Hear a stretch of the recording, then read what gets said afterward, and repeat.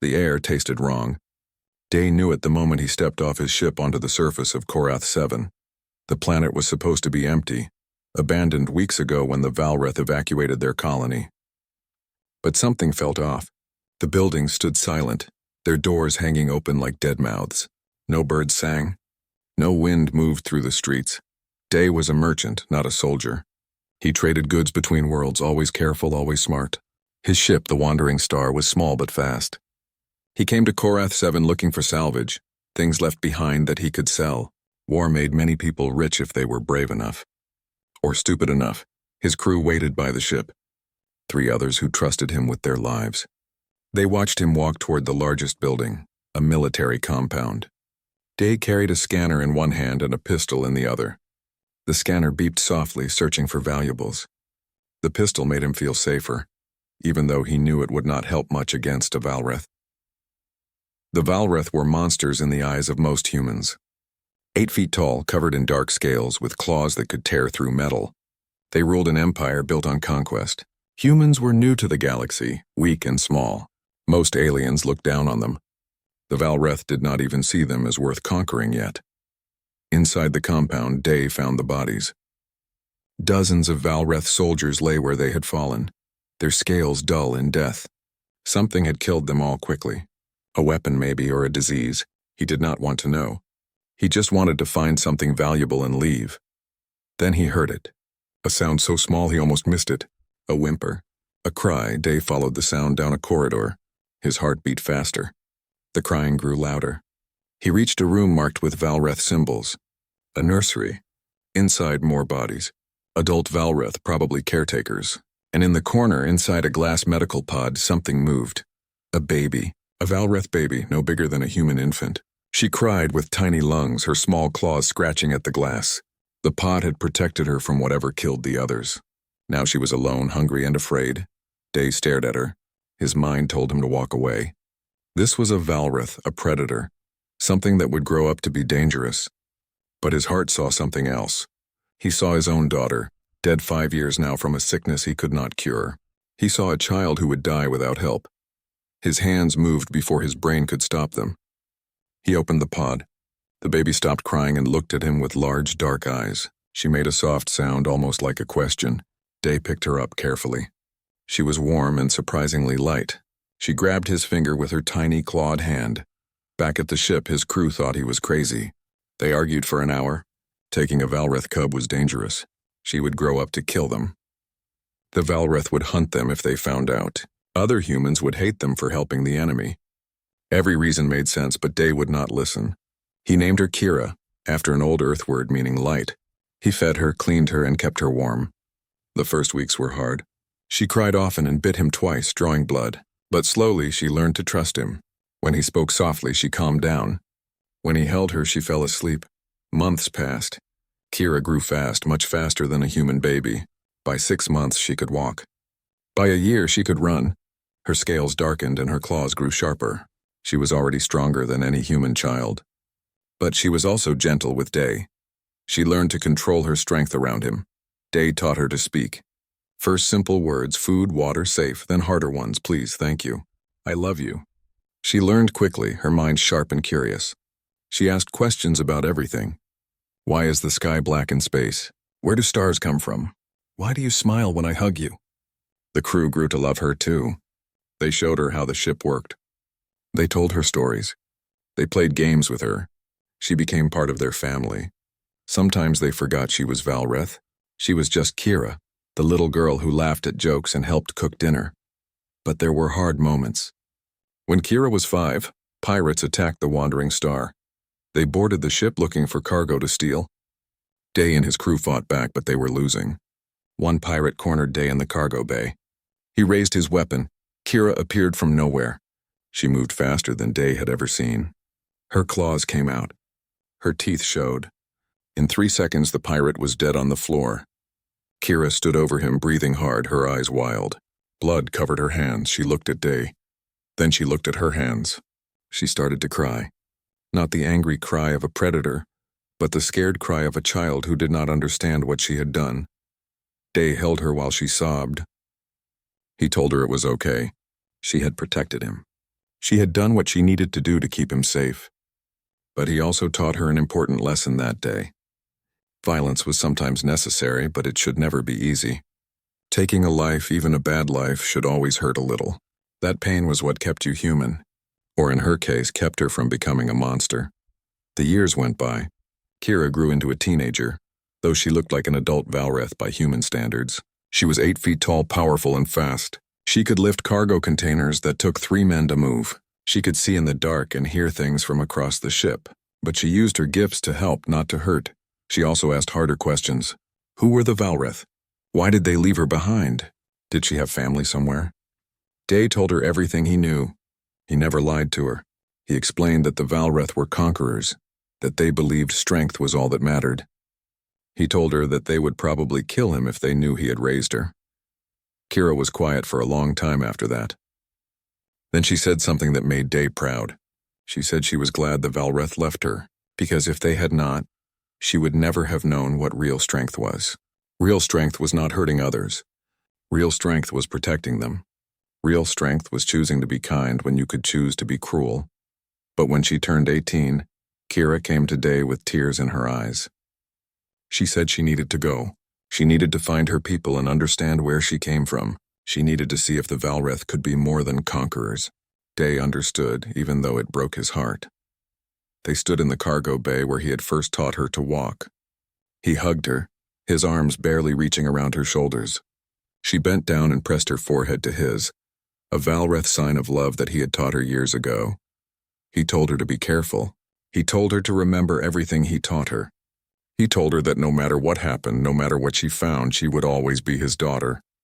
She promised she would come back someday. She promised she would make him proud. Day watched her ship disappear into the stars. His crew stood beside him, all of them quiet. They had raised a predator. They had taught her compassion and mercy. Now they could only hope that those lessons would be enough. None of them knew that this small act of kindness, this decision to save one abandoned baby, would shake the foundations of the galaxy. None of them knew that empires would tremble because a human merchant chose love over fear. But they would find out soon enough.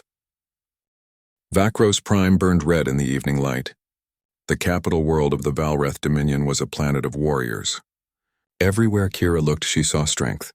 Massive buildings carved from black stone, training arenas where soldiers fought every day, monuments celebrating victories over conquered worlds. She had been here for 5 years now. 5 years of learning, fighting, and trying to fit in. It had not been easy. When Kira first arrived, the other Valreth did not know what to make of her. She was strong and fast, yes. She could fight as well as any of them, but she was different. She asked questions that no one else asked. Why did they fight? What did they gain from conquest? Was strength only about defeating others? The older warriors laughed at her. They called her soft. They said she thought too much like prey, but they could not deny her skill. In the combat trials, she defeated opponent after opponent. She earned her place in the military through blood and sweat. They had to respect her strength even if they did not understand her questions. The hardest part was the killing. Valreth society demanded it. To rise in rank, you had to defeat others in ritual combat, sometimes to the death. Kira did what she had to do, but she never enjoyed it. She remembered what Day taught her. Violence should never be easy. Every life taken should hurt a little. That made her strange. Other Valreth celebrated their kills. They took pride in crushing the weak. Kira just felt tired after each fight. She won, but she took no joy in it. Then came the mission that changed everything. Commander Thane selected Kira for his elite unit. It was an honor. Thane was a legend, a warrior who had conquered 12 worlds. He was everything the Valreth admired. Strong, ruthless, unbeatable. Their first mission together was to crush a rebellion on a small colony world. The colonists had refused to pay tribute to the Dominion. They had to be taught a lesson. Kira expected a battle. She prepared to fight soldiers. But when they landed, there were no soldiers. Just families, farmers, children, people who could not fight back. Thane ordered his troops to burn the colony. Make an example of them, he said. Show other worlds what happens when you defy the Dominion. His soldiers moved through the streets, setting fires and shooting anyone who ran. Kira stood frozen. This was not strength. This was not combat. This was murder. She moved without thinking. She blocked a soldier who was about to shoot a child. She grabbed his weapon and crushed it. The soldier stared at her in shock. Other troops stopped and watched. Commander Thane appeared, his eyes cold with anger. He demanded to know what she was doing. She told him this was wrong. These people could not fight back. There was no honor in killing the helpless, Thane laughed. He said she was weak, soft, corrupted by whoever raised her. The Valreth did not need honor.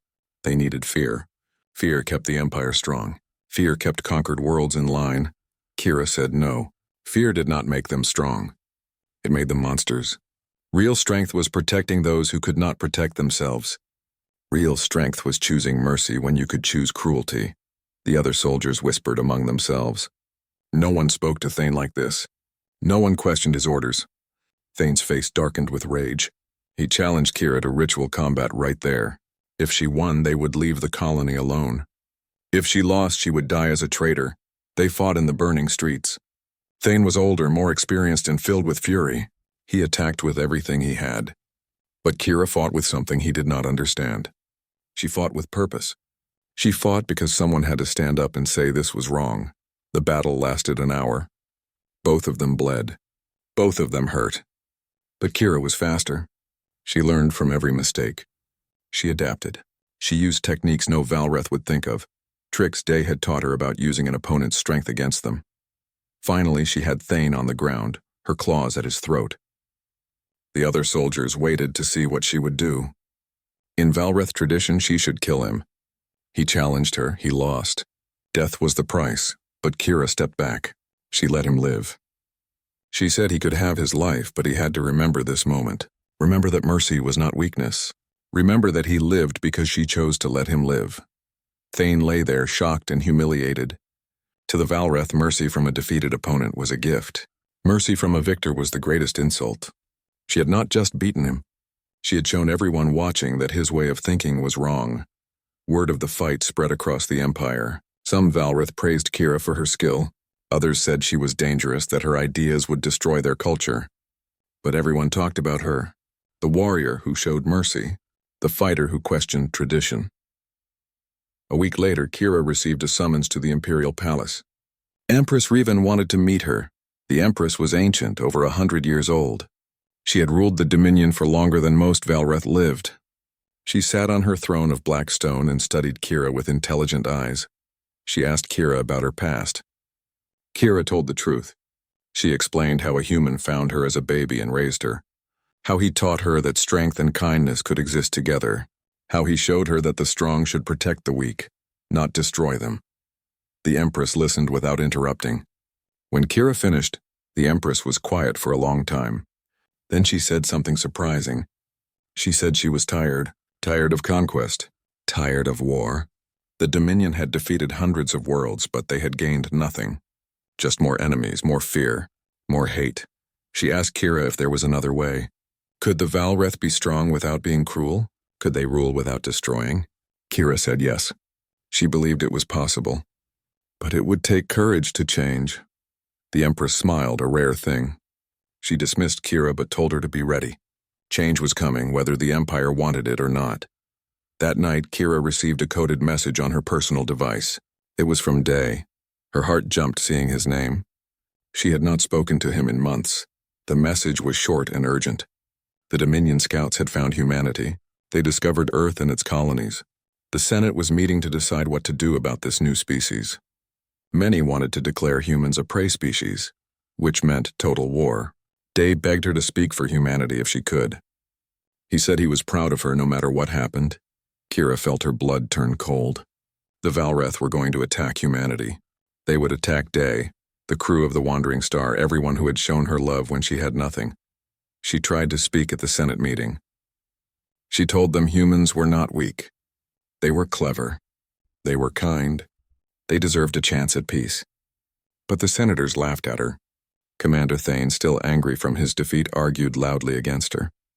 He said humans were exactly the kind of weak species the Dominion existed to conquer. The vote was not even close. The Senate declared war. Thane volunteered to lead the invasion fleet.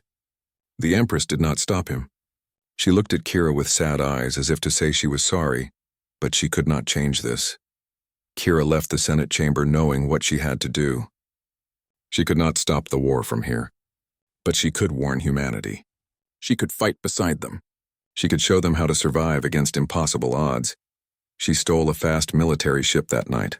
She sent one message to Day before she jumped to light speed. 3 words, "I am coming." Behind her, the Valreth Empire prepared for war. Ahead of her, humanity faced extinction. And in the middle, one warrior tried to hold back the storm with nothing but the lessons a kind human had taught her years ago. Part 3. The colony of New Sol burned. Smoke filled the sky, turning day into twilight. Buildings collapsed under heavy weapons fire. People ran through the streets looking for shelter, looking for safety that did not exist. June crouched behind a broken wall, watching Valreth soldiers march through his city. They were huge, armored, and unstoppable. Human weapons bounced off their shields. Human soldiers died in seconds when they tried to fight back. This was not a battle. This was a slaughter. He had lost everything already. His wife and son died in the first attack when the Valreth bombed the residential district. Now he led what was left of the Colonial Defense Force, 50 people with rifles against an army of monsters. They had no chance, but they would fight anyway. Humans did not surrender easily. June signaled his team. They moved quietly through the rubble, setting traps and ambushes. They could not win in direct combat, so they fought dirty, explosives hidden in debris, sniper shots from unexpected angles. Hit and run. Make them bleed for every block they took. It was working, barely. The Valreth were dying a few at a time. Not many, but enough to slow them down. Enough to give civilians time to evacuate to the underground shelters. Then something changed. A ship dropped from the sky. Not a Valreth warship, something smaller, faster. It landed in the city square, right in front of the main Valreth position. The ramp opened and a single figure walked out. A Valreth, female, young, but clearly a warrior. She wore no armor, just simple clothes. She walked straight toward the Valreth lines with her hands raised. The Valreth soldiers stopped shooting. They looked confused. One of their own was approaching from behind human lines. Their commander, a massive male with scars covering his scales, stepped forward. June watched through his scope. He could not hear what they were saying, but he saw the conversation. The female spoke. The commander listened. Then he laughed. He raised his weapon and pointed it at her. She did not move. She just stood there, waiting. Then she activated a device on her wrist. A hologram appeared, playing on every screen in the city. Her voice boomed from emergency speakers. She identified herself as Kira. She said she was Valreth, but raised by humans. She said this war was wrong. She asked both sides to stop fighting. The Valreth commander shot her. The blast hit her in the chest, throwing her backward. She crashed into the ground and did not move. The commander ordered his troops to continue the attack. He dismissed her like she was nothing, but then Kira stood up. Blood ran down her scales, but she was alive. Her eyes blazed with anger. She moved so fast she seemed to disappear. One moment she was on the ground. The next she was in the middle of the Valreth troops. What followed was something June would never forget. Kira fought like a storm. She was faster than the other Valreth, stronger, more skilled, but she also fought smart. She used their numbers against them. She made them get in each other's way. She never killed if she could avoid it. She broke weapons, destroyed armor, and knocked soldiers unconscious. In 5 minutes, 20 Valreth soldiers lay on the ground. The rest backed away, uncertain. Their commander charged at her with a roar. They fought hand to hand. It was brutal and quick. She won. She stood over him with her claws at his throat. Then she did something that shocked everyone watching. She let him go. She stepped back and told him to retreat. Take his soldiers and leave. If he stayed, she would kill them all. Not because she wanted to, because she had to protect the innocent. The commander looked at her with something between respect and horror. He ordered his troops to fall back. They left, dragging their wounded with them. Within minutes, that entire section of the city was clear. June came out of hiding carefully. He kept his rifle pointed at Kira. She saw him and raised her hands again. She told him she was here to help. He did not believe her. She was Valreth. This could be a trick. She said she understood his doubt. But she asked him to listen. She knew how the Valreth fought. She knew their tactics, their weapons, their weaknesses. She could teach humans how to survive against them. All she wanted was a chance to prove she was on their side. June wanted to shoot her. Every part of him screamed that this was wrong. But he had just watched her save dozens of human lives. He had watched her spare enemies she could have killed. Against his better judgment, he lowered his rifle. Over the next days, Kira proved herself again and again. She taught the Resistance how to fight Valreth soldiers. Aim for the joints in their armor. Use explosives to overwhelm their shields. Never fight fair. Always run after an attack. Make them chase you into traps. She also fought beside them. Every time the Valreth attacked, she was there. She saved countless lives. She took injuries that would have killed humans and kept fighting. Slowly, the Resistance began to trust her. Not because she was Valreth, because she proved through actions that she cared. Then Day arrived. His ship, the Wandering Star, came loaded with supplies for the Resistance. Medicine, food, weapons. When he stepped off the ship, Kira ran to him.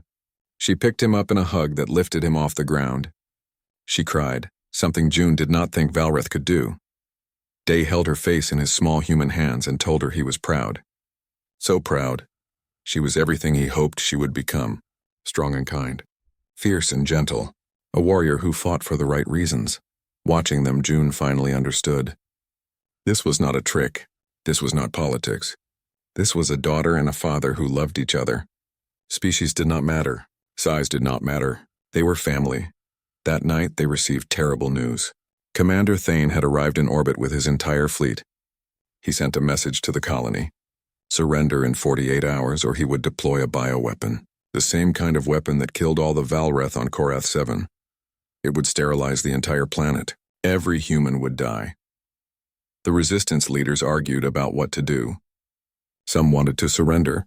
Some wanted to run. But there was nowhere to run. Thane would hunt them down. Kira stood up and silenced them all. She said there was one option. A small team could infiltrate Thane's flagship and destroy it from inside. Without Thane, the fleet would fall apart. Different commanders would fight over leadership. It would buy humanity time. Everyone knew it was a suicide mission. No one could survive that. But Kira volunteered immediately. She knew the ship's layout. She had military codes. She could get them inside. June surprised himself by volunteering next. He had nothing left to lose. His family was dead. If he could save other families, his death would mean something. Then Day stepped forward. Kira immediately said no, absolutely not. He was not a soldier. He would die. Day smiled sadly. He said he was an old merchant who knew ships better than anyone. He could bypass security, hack systems, and get them where they needed to go. Besides, he said he did not raise his daughter to face death alone. If she was going, he was going. Kira tried to argue, but Day was firm. 3 more volunteers joined them. A pilot, an engineer, and a medic. 7 people against an entire warship. They prepared through the night, checked weapons, reviewed plans, said silent goodbyes. When dawn came, they boarded a captured Valreth shuttle. Kira input her old access codes and they launched toward the massive dreadnought hanging in orbit. As they approached the enemy ship, Kira looked at Day. He took her hand, so small in her clawed grip. He told her that no matter what happened next, she had already changed the galaxy. She had shown everyone that different species could be family. That love was stronger than hate. The shuttle docked. The ramp opened. They stepped into the lion's den together. The inside of the Crimson Fang was a nightmare of metal and shadows. Red emergency lights cast everything in blood colors. The corridors were built for Valreth, which meant they were huge. Kira moved through them like a ghost, the others following close behind. Day worked magic with the ship's systems. His small fingers flew over control panels, bypassing security 1 layer at a time. He made it look easy, but sweat covered his face. One mistake would trigger alarms. One wrong code would trap them. They avoided 3 patrols using Kira's knowledge of guard rotations. They hid in maintenance shafts when soldiers passed too close. Twice, June had to take out isolated guards with silent kills. The bodies were hidden quickly. Every minute counted. Then they reached a junction where the team had to split up. The bioweapon was stored deep in the ship's armory. The communications center was 3 levels up. They needed to accomplish both objectives. Destroy the weapon before it could be used. Broadcast the truth of Thane's genocide to the galaxy. Kira and June would take the armory. Day would lead the pilot and engineer to communications. The medic would stay at their entry point, ready to help whoever came back first. If anyone came back, Kira pulled Day aside before they separated. She hugged him tight, trying to memorize how it felt. He whispered that he loved her. She whispered it back. Then they went in opposite directions. Day's team moved fast. He knew they had little time before someone noticed the dead guards. The communication center was heavily secured, but not impossible. The engineer planted small explosives on the door while Day prepared his hacking equipment. The door exploded inward. They rushed inside, shooting the two operators before they could react. The pilot locked the door behind them while Day jumped onto the main console. His fingers flew across the controls, overriding protocols, opening channels, broadcasting on every frequency the Valreth used. Then Day spoke to the Empire. His voice carried across thousands of ships, reached millions of Valreth. He showed them images of New Sol, human families running from bombs, children crying for their parents, civilians dying for the crime of existing. He told them about Kira, how he found her as a baby and chose to save her, how he raised her with love instead of fear, how she grew into the finest warrior he had ever known, not despite her kindness, but because of it. He asked them a simple question. Is this strength, killing the helpless, or is this just cruelty wearing strength's mask? His words were simple, honest, and devastating. Across the Empire, Valreth stopped what they were doing to listen. Some were angry, some were moved, but everyone heard the message. Meanwhile, Kira and June reached the armory. The bioweapon sat in a sealed container, guarded by a dozen elite soldiers. There was no sneaking past this. Kira looked at June, he nodded. They both knew what came next. They attacked hard and fast. Kira drew most of the fire, her natural armor taking hits that would have killed June instantly. He used her distraction to plant explosives on the container. The guards realized what he was doing and turned their weapons on him. Kira threw herself in front of him. Energy blasts burned into her back. She screamed but stayed standing. June finished setting the charges. 10 minutes until detonation. They just had to hold out that long. Then the door opened again. Commander Thane entered with 20 more soldiers. He looked at Kira with pure hatred. He called her a traitor, a disgrace, an abomination. She had turned her back on her species for weak prey. Kira stood despite her wounds. She said he was wrong. Humans were not prey. They were survivors. They were innovators. They were capable of love and sacrifice that the Valreth had forgotten. She did not turn her back on her species. She was trying to save it from itself. Thane laughed. He challenged her to single combat. Winner decides everything. If she won, his fleet would retreat.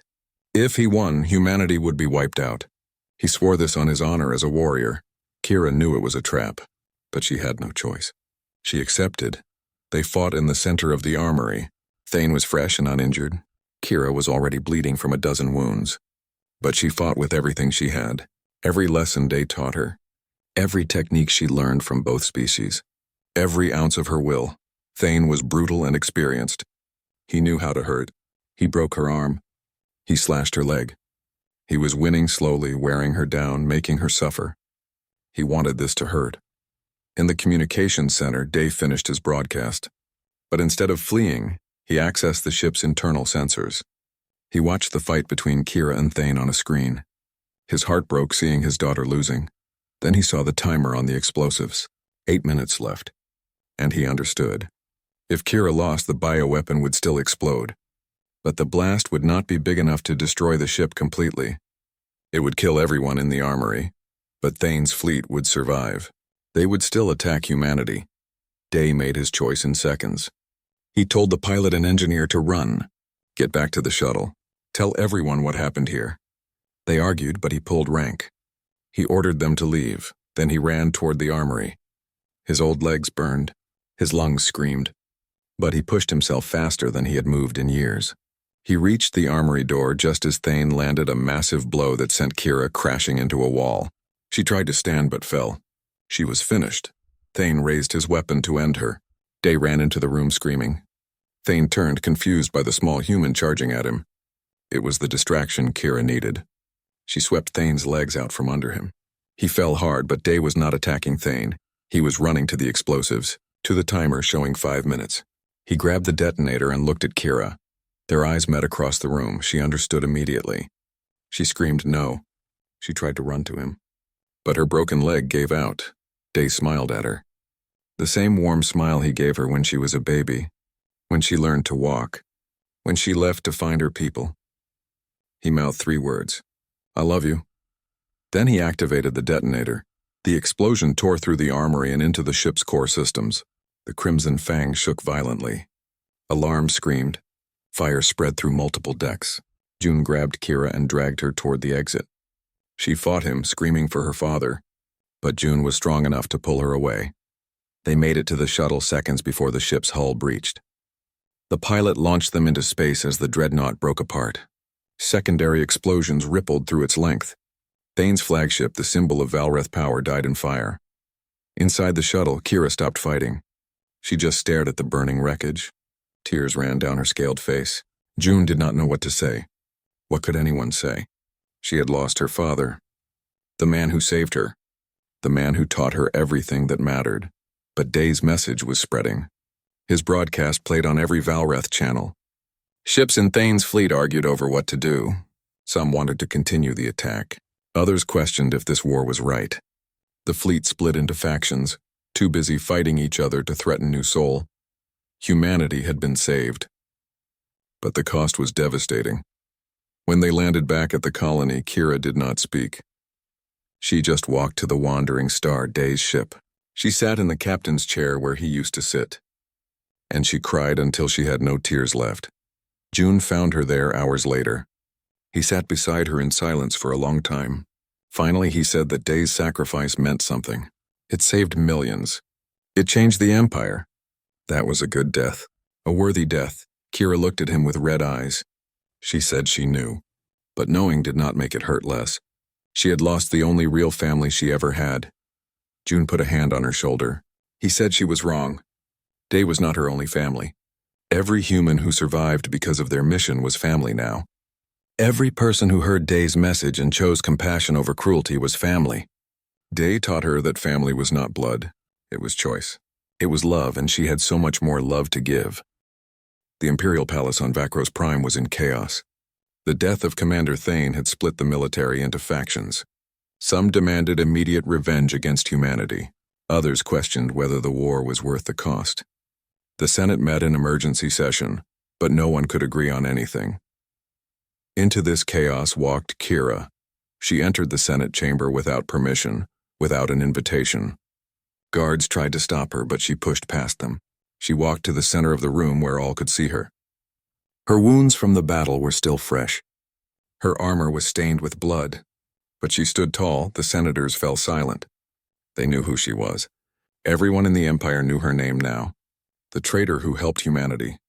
The warrior who killed Thane. The daughter of a human. Kira looked around the chamber at the faces of the most powerful Valreth in the galaxy. Then she did something that shocked them all. She invoked the ancient right of challenge. By Valreth law, any citizen could challenge the Empress for leadership. The challenge involved both combat and rhetoric. You had to prove you were stronger in body and wiser in mind. Empress Riven rose from her throne. She studied Kira with her ancient eyes. Then she accepted the challenge. The combat portion happened first, as tradition demanded. But before they could begin, Kira raised her hand. She said she would not fight the Empress. Instead, she would speak first. If her words were not strong enough to change minds, then combat would not matter anyway. The senators murmured in confusion. This was not how challenges worked. But the Empress gestured for Kira to continue. She wanted to hear what this strange warrior had to say. Kira told them her story. All of it. How a human found her dying on Korath 7. How he chose to save her when he could have walked away. How he raised her with kindness and patience. How he taught her that strength was not about dominating others but protecting them. How he sacrificed his life so humanity could survive. She asked them to think about what the Dominion had become. They conquered hundreds of worlds. They crushed anyone who opposed them. They were feared across the galaxy. But what had they gained? No other species loved them. No one allied with them by choice. They ruled through terror, and terror only lasted until someone stronger came along. She told them about humanity, how they fought with clever tactics and determination, how they sacrificed for each other, how they chose to show mercy even when killing would be easier. Humans were physically weak, yes, but they had strengths the Valreth had forgotten. Compassion, innovation, the ability to make allies instead of enemies. Kira said the Empire stood at a crossroads. They could continue as they always had, conquering and destroying until someone finally defeated them. Or they could evolve. They could use their strength to protect instead of oppress. They could build something that would last not through fear but through respect. The chamber was silent when she finished. Some senators looked angry. Others looked thoughtful. But all of them listened. Then Empress Riven spoke. She said Kira was right. She had ruled for over a century and watched the empire grow fat on conquest. But she had also watched it become hollow. They had military might but no culture. They had territory but no joy. They were strong but alone. The Empress said she was tired. Tired of war. Tired of death. Tired of ruling an empire that existed only to expand. She needed someone to lead who understood both the old ways and new possibilities. She needed someone who could bridge the gap between what they were and what they could become. The Empress stepped down from her throne. She walked to Kira and knelt before her. By ancient law, this meant she yielded. Kira had won the challenge without fighting. She was now the ruler of the Valreth Dominion. Kira tried to refuse. She said she was not worthy. But the Empress smiled and said that doubt was what made her perfect for the role. Leaders who wanted power were dangerous. Leaders who accepted it reluctantly were wise. Kira's first act as Empress was to end the war with humanity. She recalled all military forces from human space.